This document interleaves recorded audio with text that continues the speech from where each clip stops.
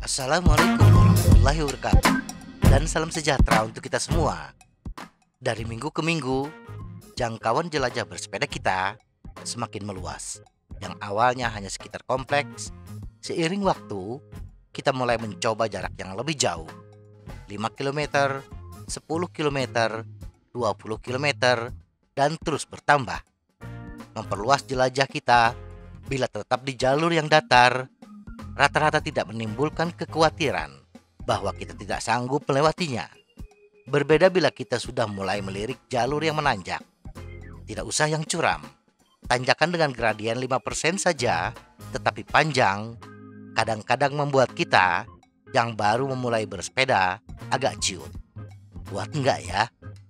Nah, pada kondisi ini muncul pertanyaan dalam diri kita. Seberapa berat sih tanjakan 5%, 10%, 15%, atau 20% ke atas?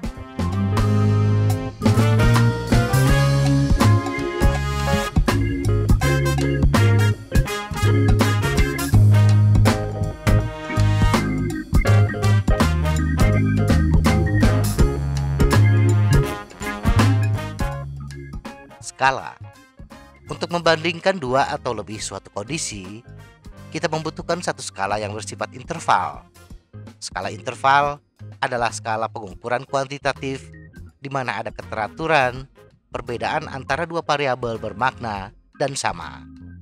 Kita bisa menyatakan bahwa barbel seberat 10 kg beratnya 2 kali lipat dibandingkan dengan barbel 5 kg. Ini yang disebut skala interval. Nah, seberapa kali beratnya kayuhan di jalan datar bila dibandingkan dengan tanjakan dengan gradien 5%? Apakah bisa kita mengatakan beratnya 5 kali lebih berat? Atau bisakah kita mengatakan gradien 10% 2 kali lebih berat bila dibandingkan dengan tanjakan dengan gradien 5%? Angka 5%, 10% dan seterusnya adalah notasi untuk kecuraman tanjakan. Jadi, akan benar bila kita menyatakan bahwa tanjakan 10% 2 kali lebih curam dibandingkan tanjakan 5%. Tetapi seberapa berat, itu bergantung kepada power yang kita gunakan. Power. Ketika kita membandingkan berat barbel, maka satuan yang kita gunakan adalah kilogram, sehingga kita bisa membandingkannya. Nah, ketika kita ingin membandingkan seberapa berat kayuhan pedal, maka yang kita butuhkan adalah ukuran berat ringannya kayuhan, yaitu seberapa besar daya atau tenaga yang kita kerahkan, yang dihitung dalam satuan watt. Membandingkan daya yang kita kerahkan dapat menggambarkan secara objektif tingkat kesulitan satu gradien dibandingkan dengan yang lain. Sebagaimana kita ketahui, ada 3 gaya utama yang bekerja melawan pesepeda saat berkendara: hambatan angin, gesekan jalan, dan gravitasi. Hambatan gravitasi dipengaruhi oleh berat dan kemiringan. Hambatan angin dipengaruhi oleh kecepatan dan posisi bersepeda kita. Sedangkan hambatan gesekan jalan dipengaruhi oleh berat, kemiringan, dan koefisien hambatan gelinding ban dan permukaan jalan. Nah, dari sini kita bisa pahami bahwa perbandingan berat ringannya kayuhan bisa menjadi tidak sama antara dua pesepeda yang berbeda bobot total, berat badan, berat sepeda, ditambah berat perbekalan. Demikian juga akan berbeda bila kecepatan yang diterapkan berbeda antara dua pesepeda dan lain-lain.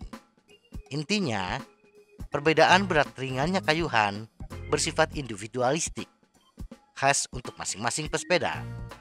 Tetapi yang pasti adalah semakin cepat laju sepeda, semakin berat bobot total, semakin besar gaya gesek, dan semakin luas penampang depan, maka semakin besar pula rasio tingkat kesulitan suatu tanjakan. Perbandingan secara umum. Mari kita ambil contoh pesepeda dengan berat total 75 kg, bersepeda dengan kecepatan 20 km per jam, dengan hambatan gesek dan luas penampang tertentu. Bila bersepeda di jalur yang datar, membutuhkan power sebesar 55,25 watt. Dan bila bersepeda di tanjakan 5%, membutuhkan power sebesar 263,36 watt, naik sebesar 377% atau hampir 4 kali lipat dibandingkan power yang dibutuhkan di jalan datar. Dan untuk tanjakan dengan gradien 10%, kebutuhan power adalah 469,87 watt.